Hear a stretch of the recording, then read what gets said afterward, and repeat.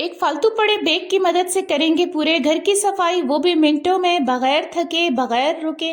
गंदे तरीन टॉयलेट को क्लीन करने का आसान तरीका बताऊंगी। 4 फालतू ढक्कन कैसे आपकी जिंदगी को आसान बना सकते हैं। घर से नमी की स्मेल को दूर करने का और रबड़ बैंड की मदद से हजारों रुपए बचाने का फार्मूला शेयर करूंगी। एक सिक्का कैसे आपके मसाइल हल कर सकता है, ये भी बताऊंगी। बिस्मिल्लाहिर्रहमानिर्रहीम। देखने वालों को Huma kitchen tips and tricks की तरफ से अस्सलाम वालेकुम एंड खुश आमदीद। वीडियो अच्छी लगे तो लाइक कर दीजिएगा, चैनल को सब्सक्राइब कर दीजिएगा। बच्चों को होमवर्क के लिए जब हम इस तरह पेंसिल्स कलर्स वगैरह देते हैं तो उनके लिए हैंडल करना बहुत मुश्किल हो जाता है। अक्सर उनसे कोई पेंसिल कलर गुम हो जाता है तो काफ़ी रोला डाल देते हैं। आपने एक कप ले लेना है और आपने रबर बैंड ले लेनी है। आपने कप के गिर्द रबर बैंड को ऐसे लगा देना है। इस तरह बहुत ज़बरदस्त एक पेन होल्डर, हम पेंसिल होल्डर बनाकर तैयार कर देंगे, जिसमें आप अपनी बच्चों के लिए कोई भी पेंसिल उस टाइम इंस्टेंट आप इसमें ऑर्गेनाइज कर सकते हैं। आपको बाजार से बिल्कुल भी पेन होल्डर को लेने की ज़रूरत नहीं है। इस तरह आप बच्चे जो होंगे आसानी से हैंडल भी कर लेंगे पेंसिल्स वगैरह को, और आपके बिल्कुल भी पैसे खर्च भी नहीं होंगे। और रेडी टू यूज़ एक ऑर्गेनाइजर आपके पास 1 मिनट के अंदर बनकर तैयार हो गया है और रखा हुआ भी बहुत क्यूट लगता है और आपके काम में बहुत आसानी पैदा करने वाला है। छोटी सी टिप है, उम्मीद है अच्छी लगी होगी। इस तरह मिक्सी वगैरह हम काउंटर टॉप पे रखना पसंद करते हैं क्योंकि ये हमारे बहुत ज़्यादा काम आती है। अलमारी से इसे निकालना रखना मुश्किल होता है तो हम इसे सामने ही रख देते हैं। लेकिन मसला तब आता है जब हम इसे सफाई वगैरह कर रहे होते हैं या घसीट के आगे तक लाना होता है। इसके नीचे रबड़ लगी होती है जो सरफेस के साथ स्टिक हो जाती है और फिर हिलाना काफ़ी मुश्किल होता है। इस तरह के 4 ढक्कन अगर आप इसकी जो नीचे रबड़ लगी होती है उसमें लगा दें तो यकीन करेंगे एक टायर की तरह मूव ऑन करने लग जाती है। आसानी से आप इसको कहीं भी रख सकते हैं। आप सफाई करें या इसको आगे तक भी लाना हो काम के दौरान भी तो इसको मूव करना बहुत आसान हो जाता है। तो ये छोटी छोटी टिप्स जो होती हैं हमारी ज़िंदगी में से बड़ी बड़ी मुश्किलात को कम कर देती हैं। इस तरह जो हॉट वाटर के स्टेन्स लग जाते हैं सिंक में हो या बाथ टब में हो या फिर टॉयलेट सीट पे हो, ये बहुत बुरे लगते हैं। ये किसी भी एसिड से, तेज़ाब से, हार्पिक से नहीं रिमूव होते। तो आपने कपड़े धोने वाली ब्लीच ले लेनी है। जहाँ भी हॉट वाटर के स्टेन्स लगे होते हैं, सीट के नीचे अक्सर लगे होते हैं, सीट के ऊपर वाले जो ग्राउट्स होते हैं वो भी ब्लैक हुए होते हैं, वहाँ भी आप इस ब्लीच का इस्तेमाल कर सकते हैं। मिनटों में बिल्कुल अच्छे से क्लीन हो जाते हैं। ये किसी भी होममेड रेमेडी से क्लीन होने वाले नहीं है कि मैं आपको बताऊं कि ये घरेलू नुस्खा लगा दें तो ये हट जाएंगे। हॉट वाटर के स्टेन्स जो होते हैं वो अक्सर ब्लीच से ही रिमूव होते हैं। तो आपने ब्लीच को इस तरह डाल देना है, देखते ही देखते ये जितने भी हॉट वाटर के स्टेन्स होंगे ये रिमूव हो जाएंगे। जब आप ब्लीच इस्तेमाल करें तो तब आप कोशिश करें कि तेज़ाब का इस्तेमाल नहीं करें। जब दोनों चीज़ें मिक्स होती हैं तो क्लोरीन गैस बनती है जो बहुत नुकसानदेह है। इसलिए अगर आपने तेज़ाब से वॉशरूम को धो लिया है, स्टेन्स रिमूव नहीं हुए, धोने के 1 दिन बाद आप ब्लीच का इस्तेमाल कर सकते हैं और आप फिर इसे सादे पानी से धो लें। इसी तरह आप अपने सिरामिक वॉश बेसन और बाथ टब को भी धो सकते हैं, सिर्फ सिरामिक को, स्टील को नहीं। कमरों से इस तरह नमी की जब स्मेल आ जाती है, जब जैसे बरसात अभी ख़त्म हुए, मानसून, तो अक्सर कमरे बंद होने की वजह से अजीब सी एक नमी की स्मेल होती है जो बहुत नागवार होती है। उसको दूर करने के लिए बहुत आसान एक टोटका आपके साथ शेयर करने वाली हूँ। अगर आपके मैट्रेस वगैरह से भी इस तरह की स्मेल आती है, अक्सर बच्चे कुछ गिरा देते हैं नमी की वजह से, तो आपने सिर्फ टेल्कम पाउडर ले लेना है। जो भी आप घर में इस्तेमाल करें, जिसकी खुशबू आपको पसंद हो, आप उसका इस्तेमाल कर सकते हैं। ये बहुत आसान सी एक ट्रिक है जो मैं आपके साथ शेयर करने वाली हूँ। इससे न सिर्फ आपके कमरे से जहाँ जहाँ नमी की स्मेल होगी वो ख़त्म हो जाएगी, बल्कि आपके मैट्रेस से जो एक स्मेल आती है वो भी अगर आ रही हो तो वो भी दूर हो जाएगी। ये मेरे मैट्रेस पे कवर है, आप डायरेक्टली इस तरह इसको भी स्प्रेड कर सकते हैं टेल्कम पाउडर को बेडशीट के नीचे। बिल्कुल भी ये नुकसानदेह नहीं है, बस आपने ऊपर बेडशीट बिछा देनी है। आपका कमरा हमेशा महका रहेगा, खुशबू आती रहेगी और वो जो बदबू है उसका नामो निशान नहीं रहेगा।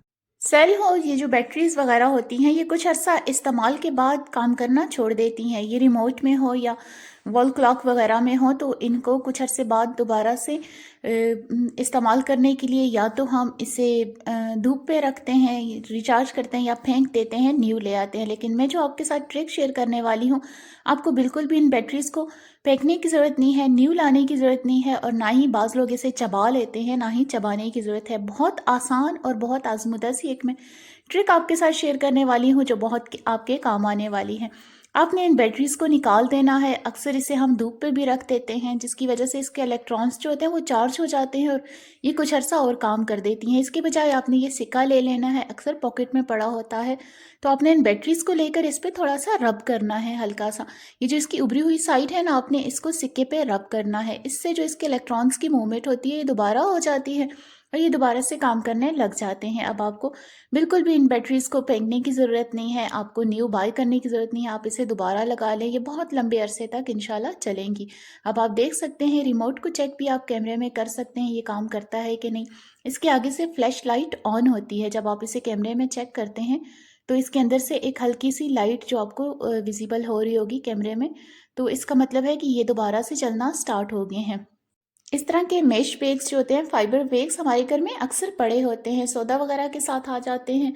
तो इसका ऐसा इस्तेमाल मैं आपके साथ शेयर करने वाली हूँ जो आप देखकर हैरान रह जाएँगे। तो वीडियो एंड तक लाज़मी देखिएगा, बहुत ज़बरदस्त, इंटरेस्टिंग और यूज़फुल है, आपके बहुत काम आने वाली है। आपके घर में भी अगर इस तरह का बैग पड़ा है तो आपने उसे ले लेना है और इसे फ़ोल्ड करते जाना है। तकरीबन 3 इंच तक आप इसे फ़ोल्ड करते जाएँगे इस तरह। जितनी तहें इसकी बनती जाएँ, आप इसे बनाते जाएँ। ये जितनी ज़्यादा तहें बनेगी हमारे, ये उतनी ही ज़्यादा काम आएगा बहुत अच्छे से। तो आपने इसे फ़ोल्ड कर देना है। जो इज़ाफ़ी इसका डबल वाला हिस्सा है, हम इसे रिमूव कर देंगे, फिर भी हमारे पास इसके काफ़ी पार्ट्स बच जाएँगे। तो आपने इसी तरह करना है। ये बनाना बहुत आसान है, आप मेरे साथ बनाते जाइएगा तो आप देखेंगे विदिन 3 टू 4 मिनट में ये इतना ज़बरदस्त एक टूल आपके पास बनकर तैयार हो जाएगा और आपके कामों में भी बहुत आसानी करेगा और आपके बहुत ज़्यादा पैसों की भी बचत करेगा। देखिए, आपके इस तरह इसके पीसेस कट कर हमारे पास रेडी हो गए हैं। अब इन सब पीसेस को आप 1 बाय 1 भी कट कर सकते हैं और चाहें तो आप इकट्ठे ऐसे ऊपर-नीचे इन सबको इकट्ठा कर दें। जितने भी पीसेस हैं उनके साइड्स को भी आप रिमूव कर सकते हैं और इन साइड्स को रिमूव करने के बाद आपने यहाँ ऐसे कट लगा देने हैं। तकरीबन 1 इंच तक आप नीचे वाली सरफेस को छोड़ के बाकी सबको आप कट लगाते जाएँगे। बहुत ईज़ी है बनाना। आप अगर बनाना शुरू करेंगे तो यकीन करें 5 मिनट के अंदर आपके पास इतना ज़बरदस्त टूल होगा कि आपके पास एक अचीवमेंट होगी, आप बहुत खुश होंगे उस पर। तो इस तरह जब तक मैं इसे कट कर रही हूँ, आपको वीडियो में ज़रा भी कुछ अच्छा लगा हो तो वीडियो को लाइक कर दीजिएगा और चैनल को ज़रूर सब्सक्राइब कर दीजिएगा और अपनी बहन को सपोर्ट करते रहिएगा। आपकी समाअतों का बहुत शुक्रिया। तो इस तरह हमने इस सबको अच्छे से कट कर दिया है, तो आपको इस तरह का एक डंडा या एक पाइप वाइपर का जो पड़ा होता है, आपने वो ले लेना है। लेंथ आप अपनी मर्ज़ी के अकॉर्डिंग ले सकते हैं। तो आपने ना इसे टाइटली इस तरह रैप करते जाना है, ओवरलैप करते जाएँ और टाइटली करते जाएँ ताकि ये हम जो टूल बना रहे हैं, ये बहुत खूबसूरत, नीट और बहुत मज़बूत बने और ये हमारे काम आए। तो ये इस तरह के जो डस्टर्स वगैरह होते हैं, ये अब आप कहेंगे कि ये मार्केट से भी अवेलेबल होते हैं ये के, लेकिन ये बहुत महंगे भी होते हैं। जो मार्केट से आप लेते हैं ना, उसमें से एक धुआं निकलता है जो सफाई के बजाय अक्सर वो गंद बनाता है। तो आप ये जो बनाएंगे ये बहुत अच्छा वॉशेबल एक डस्टर बनकर रेडी हो जाएगा।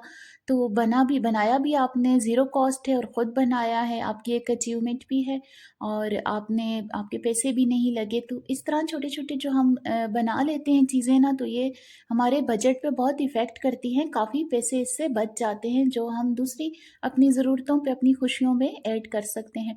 इस तरह आपने ओवरलैप कर देना है। इसे बाँधने के लिए मैंने इलास्टिक का इस्तेमाल किया, वो ज़रा टाइटली रैप हो जाती है। आप किसी धागे का इस्तेमाल कर सकते हैं। मैंने यहाँ पे इसे, क्योंकि डंडा ज़रा बहुत बदसूरत सा लग रहा था, तो मैंने उसे भी रैप कर दिया है ताकि ज़रा-सी खूबसूरती आ जाए टूल में।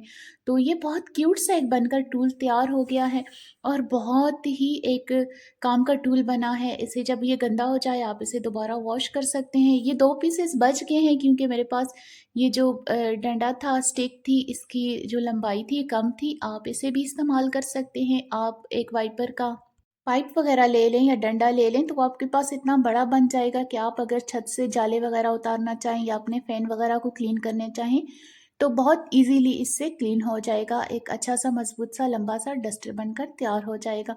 तो ये देखिए बनाया भी अच्छा है, क्यूट बनकर रेडी हो गया है। अब आप इससे कहीं से भी डस्टिंग कर सकते हैं, ड्राई डस्टिंग भी कर सकते हैं। आप इसे गीला करके भी किस जगह को क्लीन करना चाहें तो बहुत ईज़िली क्लीन हो जाएगा, ग्रिल वगैरह। तो उम्मीद है कि वीडियो आपको अच्छी लगी होगी, तो मुझे कमेंट्स में ज़रूर बताइएगा आपको इन सारी टिप्स में से कौन-सी अच्छी लगी और आप मेरे चैनल पर क्या देखना चाहते हैं। मिलते हैं फिर अगली किसी वीडियो में, तब तक के लिए अल्लाह हाफ़िज़। आप सबके देखने का बहुत शुक्रिया।